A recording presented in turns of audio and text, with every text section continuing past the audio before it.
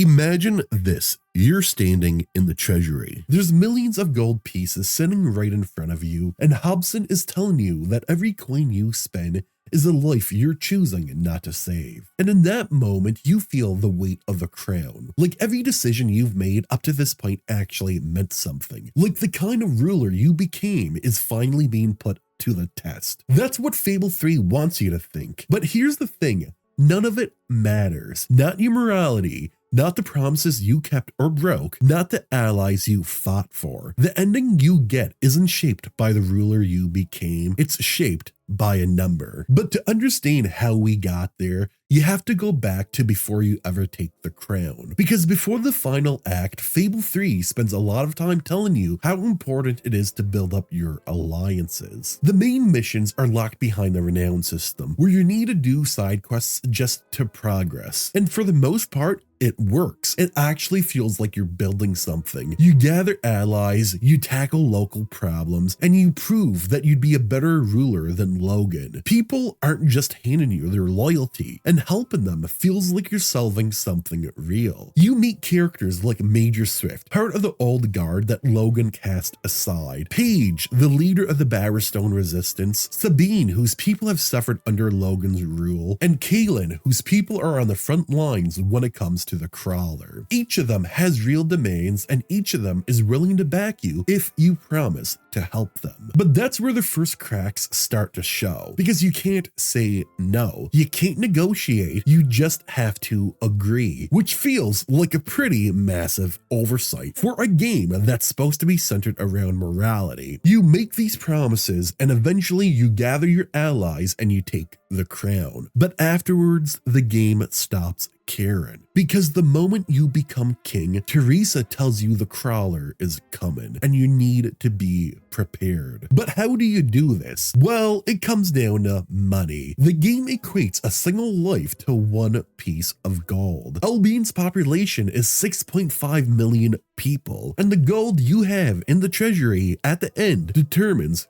who lives and who dies. And every decision from this point forward is built around that idea. Do you improve the orphanage or build a brothel? Do you keep your promises or break them? And the game presents these choices as this massive moral moment. Your advisors bicker with each other, which just makes the whole atmosphere feel even heavier. But when you actually look at what changes based on what you choose, it's all just mostly cosmetic. Breaking some promises can mean the death of specific characters off screen. The rest just determines how much gold you have. And I get what the game was trying to do with these choices. It wanted to tell you that the right decision isn't always the good one, that sometimes being the hero costs more than you think. And that's actually a really interesting idea. But the final act just repeats this message over and over again without ever actually building on it. Because when the fate of Albion comes down to gold, that message loses all meaning. I just want you guys to imagine for a second if the game took a different approach when it came to the final act. Imagine if posting soldiers in Aurora didn't cost you gold, but meant more Albions actually survived the attack. Or upgrading the orphanage instead of turning it into a brothel meant that people went there during the attack to seek shelter and lived because of it. These things would have felt like something, like our choices actually mattered. But Fable 3 just never gets that complex. Instead, it just gives you a number you need to reach. And if you don't have enough gold,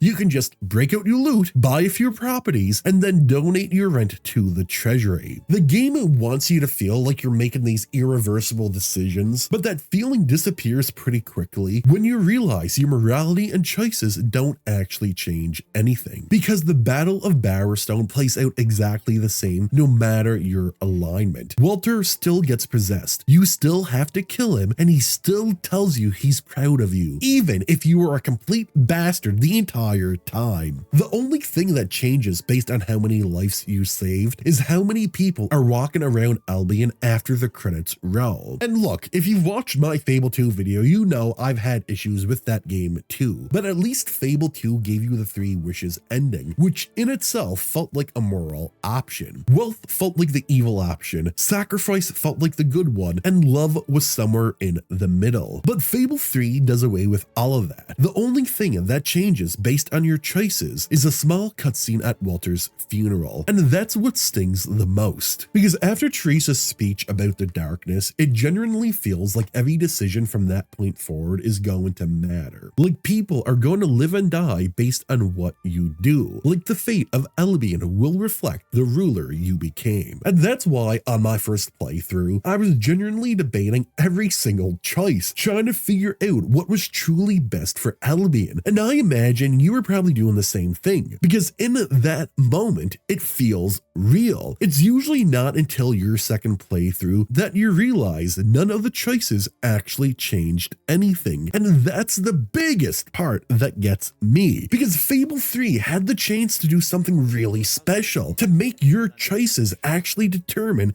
how ready Albion is when the crawler arrives. Instead, they just gave you money or took it away, turning the lives of millions of people into a numbers game. And look, Fable 3 isn't a bad game, and actually I think it's really overhated. I loved the premise. I loved the fact that after we take the crown, we can actually make choices as the king. But there's a big reason why this game is considered the weakest of the first 3 entries, and that is the illusion of choice. Even something small like a change in dialogue in your final goodbye with Walter based on your alignment would have actually made it felt like these decisions you made mattered.